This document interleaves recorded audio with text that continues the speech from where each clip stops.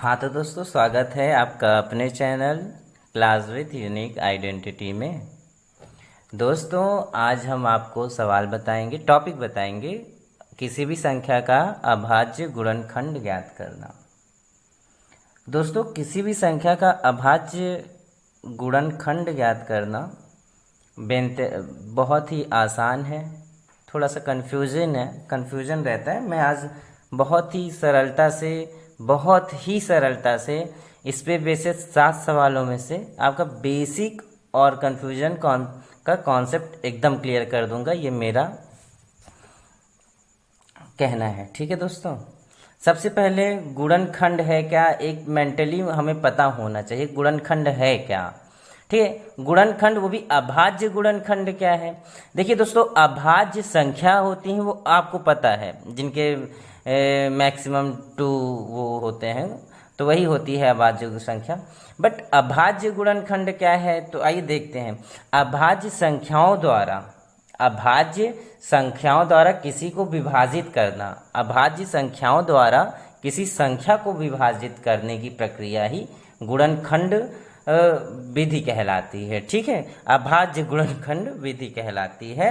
तो आइए गुणनखंड के पहले बारे में जान लें कि गुणनखंड है क्या। गुणनखंड को अपवर्तक और फैक्टर दोनों कहते हैं। मैं वीडियो 2 पार्ट्स में बनाऊंगा, हो सके तो 3 में बनाऊंगा, ज़्यादा मैं नहीं खींचूंगा, फैक्ट टू फैक्ट दूंगा, बकवास नहीं होगी ज़्यादा। ठीक है, संशोधन होगा तो आप बताइएगा। यह आइए देखते हैं, यह संख्या को काटती हैं। गुणनखंड क्या करती हैं, संख्याओं को काटती हैं। जैसे कोई संख्या 8 है, क्या है, 8 है, तो 8 के गुणनखंड क्या क्या हो सकते हैं, 8 के गुणनखंड क्या क्या हो सकते हैं, 1 2 4 8। देखिए, अगर हम अभाज्य गुणनखंड पूछ लेते तो क्या हो जाता, 1 2 ऐसे हो जाता। ठीक है, अब ये क्या है, ये एलसीएम के टॉपिक पे है, लेकिन मैं आपको गुणनखंड समझाने के लिए थोड़ा सा इसका यूज कर रहा हूँ। ठीक है, अब 10 का क्या हो जाता है गुणनखंड, 1 2 5। ठीक है, तो अपवर्तक गुणनखंड क्या होते हैं। देखिए, एक अपवर्तक, सबसे छोटा अपवर्तक तो 1 होता है। सबसे छोटा अपवर्तक क्या होता है, मैं अपवर्तक की बात करूंगा यहाँ पे। सबसे छोटा अपवर्तक क्या होता है, 1 होता है, और सबसे बड़ा अपवर्तक क्या होता है, स्वयं संख्या होती है। तो गुणनखंड में भी क्या होती है, तो गुणनखंड में जो सबसे बड़ा गुणनखंड होगा वो स्वयं संख्या होगी। क्या होगी, स्वयं संख्या होगी। ठीक है दोस्तों, तो आते हैं सवालों पे। किसी भी संख्या के अभाज्य गुणनखंड बताइए। यहाँ पे क्या बातें हो रही हैं, किसी भी संख्या के अभाज्य गुणनखंड बताना है हमें। कुल गुणनखंड अलग बात है, अभाज्य गुणनखंड अलग बात है। अभाज्य गुणनखंड हमें यहाँ से मिलता है, इस साइड से। ठीक है, अभाज्य गुणनखंडों की संख्या हम यहाँ से ज्ञात करते हैं। ठीक है, कुल गुणनखंडों की संख्या की बात नहीं हो रही है, अभाज्य गुणनखंडों की संख्या की बातें हो रही हैं यहाँ पे। अभाज्य गुणनखंड यहीं से मिलेंगे हमें। संख्या है 144। 144 का जब हम फैक्टर करते हैं, फैक्टराइजेशन करते हैं, गुणनखंड करते हैं, ठीक है, गुणनखंड विधि से इसका मतलब निकालते हैं, तो क्या आता है, 2 से कटेगा 72, ये आपको आता है। ठीक है, तो हमने देखा कि 2 कितनी बार है, 1 2 3 4, 2 की घात 4 बना दिया, 3 की घात 2 बना दिया। अब हमें अभाज्य गुणनखंडों की संख्या पूछा है, तो 2 की घात 4 और 3 की घात 2 है, तो इन घातों को जोड़ देंगे, इन घातों को क्या करेंगे, जोड़ के लिख देंगे, आ जाएगा 6। ये अभाज्य गुणनखंडों की बात हो रही है। किसकी बात हो रही है, अभाज्य गुणनखंडों की बात हो रही है। यदि बात होती कि कुल गुणनखंडों की संख्या बताइए, किसकी, कुल गुणनखंडों की संख्या बताइए, तो हम क्या करते, 4 की घात को 1 बढ़ा देते, 5 लिख देते, 2 की घात जो 4 थी तो इसको 5 कर देते, 1 जोड़ देते, 3 की घात 2 थी ना, तो 2 में 1 जोड़ देते, 3 हो जाता, तो 5 3 15 हो जाता।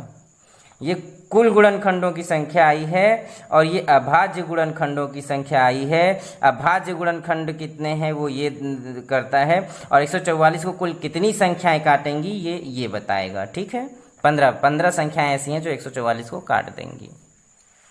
नेक्स्ट सवाल आइए, 244 में अभाज्य गुणनखंडों की संख्या बताओ।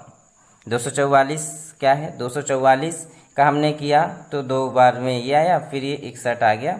तो 61 किससे कटेगा ये हमें नहीं पता है, तो ये ज्ञात करने के लिए क्या करेंगे, 61 के पास वाली पूर्ण वर्ग संख्या क्या है, मतलब 61 के आगे या पीछे ऐसी कौन सी संख्या है जो कि पूर्ण वर्ग हो। 61, 62, 63, 64, 64, 64, 64 शायद 8 का है, तो ऐसे सोचते हैं, दिमाग में पकड़िए।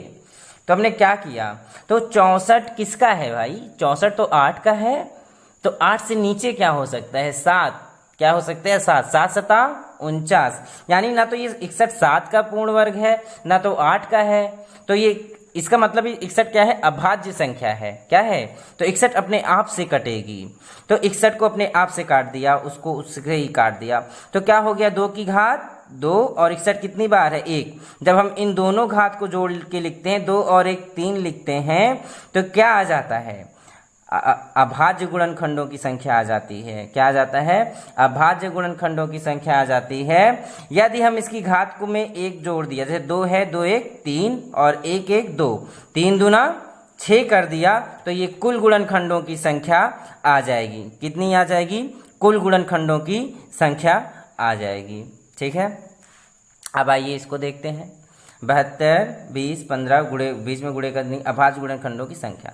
देखिए यदि आपको पहाड़े आते हैं, 2 दूना 4 दूना 8 त्रिक 24 या 72, ऐसे फैक्टराइजेशन कर सकते हैं, 2 दूना 4 पंचे 20 ऐसे कर सकते हैं, 3 पचे 15 2 3 6 त्रिक 18, ठीक। लेकिन नहीं आता तो ऐसे करिए, फिर 2 की घातों में बना दीजिए, 1 2 3 4 5 6, 2 की घात 6, 3 को गिन लीजिए कितनी बार है, 3 की घात 5, 5 कितनी बार है 1 2 2 है, यदि 6 5 11 2 13।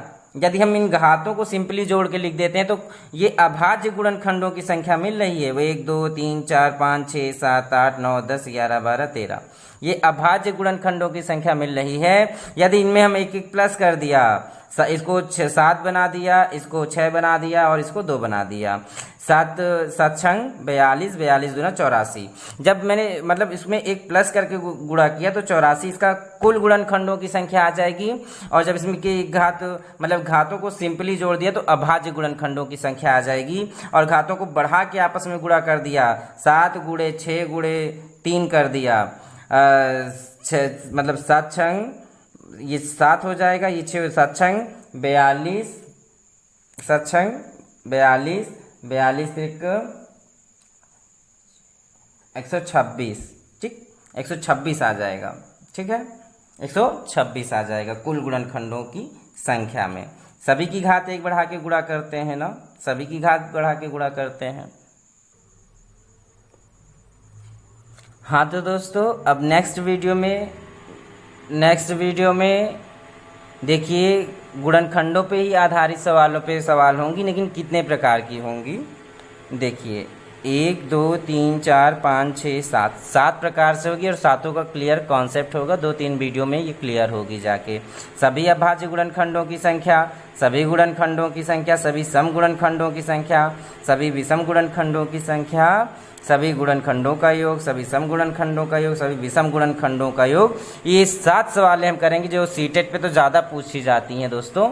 इसी के साथ आज का वीडियो के समापन की ओर है। जय हिंद जय भारत। निरंतरता अपने जीवन में लाइए, निरंतरता बहुत कुछ देती है। जय हिंद जय भारत। दोस्तों संशोधन की ज़रूरत हो तो आप प्लीज़ अच्छे कमेंट्स करके मुझे बता सकते हैं, अगर कुछ त्रुटि हो तो उसको आप अपने माध्यम से सुधार सकते हैं, ठीक है। जय हिंद जय भारत दोस्तों।